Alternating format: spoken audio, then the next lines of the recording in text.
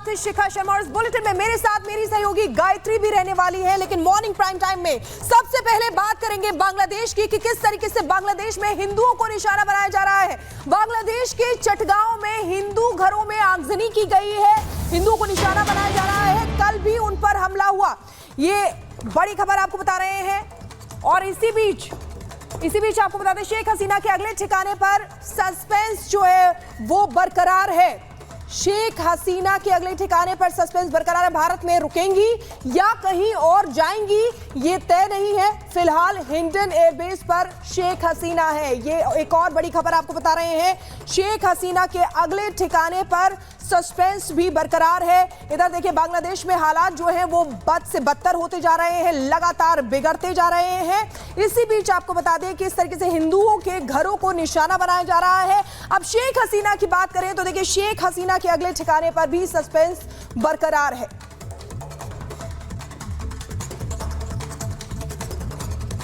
तो इस वक्त बांग्लादेश जिस मुहाने पर खड़ा है, जिस अस्थिरता की तरफ लगातार बढ़ता हुआ दिख रहा है, उसकी बर्बादी में एक सबसे ताकतवर पश्चिमी देश का नाम सामने आ रहा है। लेकिन इस बर्बादी की स्क्रिप्ट में पाकिस्तान का नाम भी खुलकर सामने आ रहा है और यह दावा सच्चाई के बेहद करीब है। क्यों, इस रिपोर्ट में देखिए।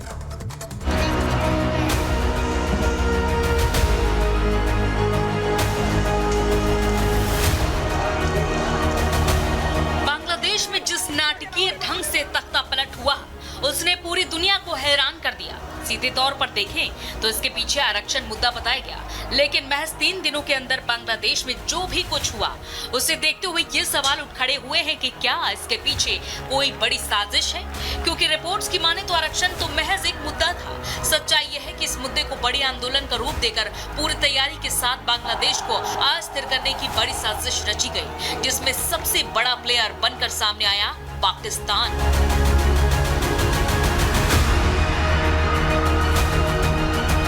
और इस दावे के सच होने की सबसे बड़ी वजह है कि बांग्लादेश में जैसे ही सत्ता की चूल्हे हिली, शेख हसीना देश छोड़कर गई, पाकिस्तान में खुशियां मनाई जाने लगी, जो कहीं न कहीं इस बात का संकेत है कि बांग्लादेश में अराजकता के पीछे पाकिस्तानी हाथ ही है।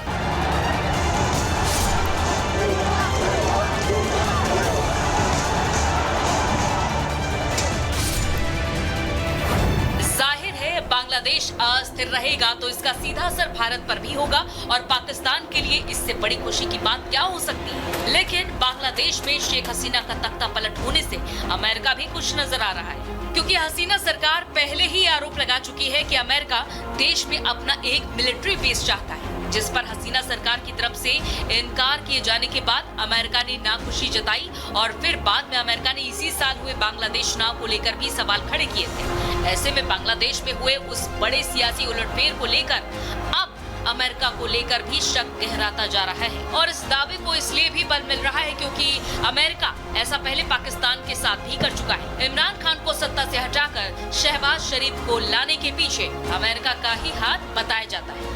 यूनाइटेड स्टेट्स का इंटरेस्ट सेंट मार्टिन आइलैंड में था। वो वहाँ पे मिलिट्री बेस अपना बनाना चाह रहे थे और वहाँ पे अगर ये बेस बन जाएगा तो वो चाइना के ऊपर कंट्रोल कर सकेंगे, जिसको शेख हसीना ने मना कर दिया। कुल मिलाकर बांग्लादेश में हुए सियासी उलटफेर को लेकर पाकिस्तान और पश्चिमी देश दोनों ही टारगेट पर हैं। लेकिन सवाल है कि अब जबकि ये साजिश परवान चढ़ चुकी है तो अब इससे होने वाले नुकसान की भरपाई कैसे होगी, ये बांग्लादेश के लोगों को खुद सोचना होगा। Bureau report, Republic Bharat.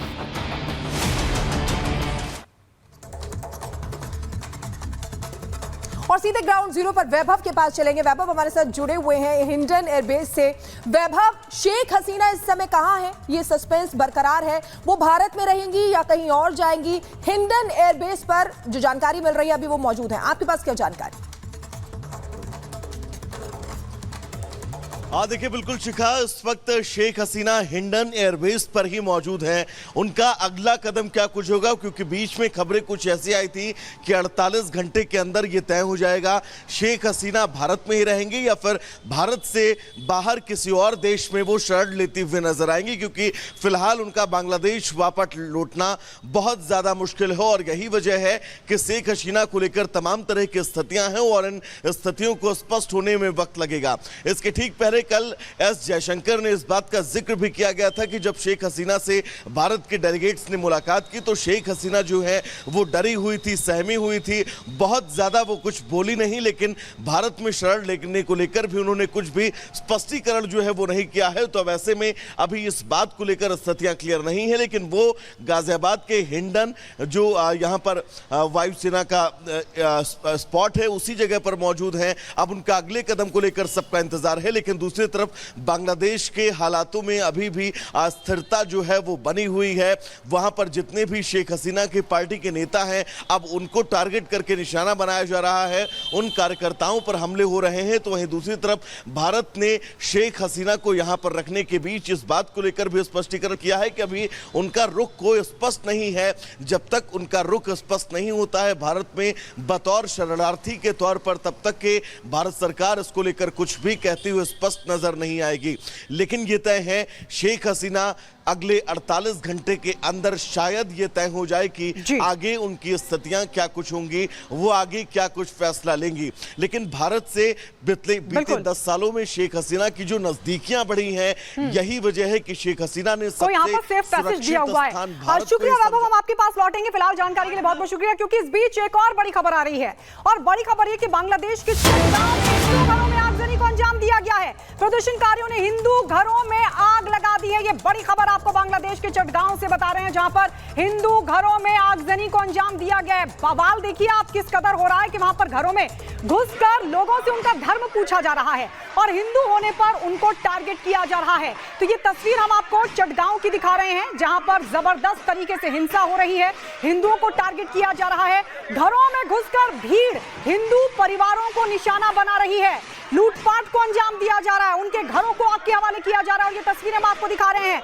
कई ऐसे शहर हैं, तकरीबन आप समझिए 20 से ज्यादा ऐसे शहर हैं जहां पर हिंदू घरों को टारगेट किया जा रहा है, हिंदुओं को टारगेट किया जा रहा है। इस सब के बीच जो हिंदू परिवार हैं उनकी सुरक्षा को लेकर एक बड़ा सवाल बना हुआ है। लेकिन जो तस्वीर हम आपको दिखा रहे हैं, आप देखिए कोटा से शुरू हुआ था ये बवाल, पहले तख्ता पलट और अब हिंदुओं पर अत्याचार पर उतर आया है।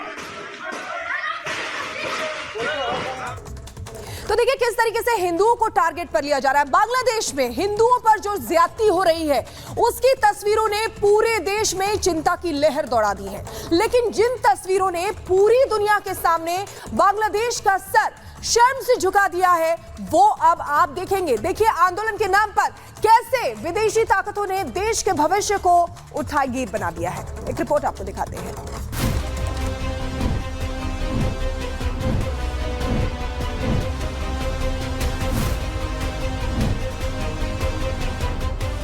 ये तस्वीर शर्मनाक है, ये तस्वीरें हैरान करने वाली हैं। ये तस्वीर उस बांग्लादेश की है जिसकी तरक्की देखकर पाकिस्तान जैसे मुल्क जला करते थे और जिसकी तरक्की ने चीन से लेकर अमेरिका तक का ध्यान अपनी तरफ खींच लिया था। लेकिन उसी बांग्लादेश के नौजवानों की हालत क्या हो गई है, इन तस्वीरों के जरिए समझा जा सकता है। कहने को तो बांग्लादेश में नौजवानों ने आरक्षण को लेकर सत्ता उलट पुलट करके रख दी, क्योंकि वो बांग्लादेश को तरक्की के चांद पर देखना चाहते थे। लेकिन बांग्लादेश के वही नागरिक अपने देश के सबसे बड़े नेता के घर से सामान ऐसे उठाकर ले जाते दिखे जैसे वो अपने घर का सामान एक कमरे से दूसरे कमरे में ले जा रहे हो। जिसके हाथ जो लगा वो लेकर चलता बना। कोई बांग्लादेश की पूर्व पीएम के घर से कुरान लेकर चलता बना, तो कोई रिक्शा ठेले पर बड़ी शान शौकत के साथ सोफा फ्रिज उठा लाया। किसी ने पंखा तो किसी ने पतीला और किचन का दूसरा सामान उठा लिया। एसी, वॉशिंग मशीन जैसे सामान की चोरी की वजह तो समझ भी आती, लेकिन आरक्षण पर आसमान सर पर उठाने वाले नौजवान उठाई गिरों की तरह पुराने टायर से लेकर पीएम हाउस से साड़ी तक पर हाथ साफ करते दिखे। हद तो तब हो गई जब बांग्लादेश की पूर्व पीएम के कमरे से ये लोग उनके अंतर वस्त्र तक उठा ले गए। आमतौर पर इस तरह की तस्वीरें सिर्फ पाकिस्तान से ही आती थीं, जहां भ्रष्ट नेताओं के चलते फटेहाल जनता कुछ भी करने पर उतारू नजर आती है। लेकिन बांग्लादेश से ऐसी तस्वीरें आना वाकई दुनिया के लिए भी नई बात थी। हालांकि अब जबकि पूरी साजिश से पर्दा उठ चुका है, बांग्लादेश के संकट में पाकिस्तान की नापाक हरकतों पर लगभग मोहर लग चुकी है। तो अब लोग इस बात को लेकर राहत महसूस कर रहे हैं कि अच्छा हुआ बांग्लादेश की पोर्ट पे हम यहां से निकल गए, वरना ये लोग उनकी भी जान ले सकते थे। एक महिला होने के तौर पर हिमाचल प्रदेश के मंडी से बीजेपी सांसद भी ये तस्वीरें देखकर हैरान रह गईं और उन्होंने अपनी चिंता जाहिर की। हमारे भारतवर्ष के सिवा अगर आप देख लीजिए, हर कोई देश विश्व में ऐसा है जो ग्रसित है, चाहे वो रशिया यूक्रेन हो, अमेरिका में यहाँ तक कि प्रेसिडेंट पे दिन दहाड़े गोलियां चल रही हैं। इस तरह की जो है, इस तरह का वायलेंस जो है, आपने देखा शेख हसीना जी को और उनके कपड़ों को कैसे उछाला जा रहा है। अगर वो वहां पे रहती तो उनके शरीर के टुकड़े ऐसे हवा में उछाले जाते। दरअसल पाकिस्तान की कठपुतली बने बांग्लादेश के आर्मी चीफ जनरल वकारुज्जमान ने जिस रास्ते पर कदम बढ़ाया, उसकी मंजिल यही है जहां आर्मी जनता का हक मारेगी, विदेशी मुल्क दौलत लूटेंगे और जनता यूं ही सड़कों पर उठाई गिर का काम करेगी। Bureau report,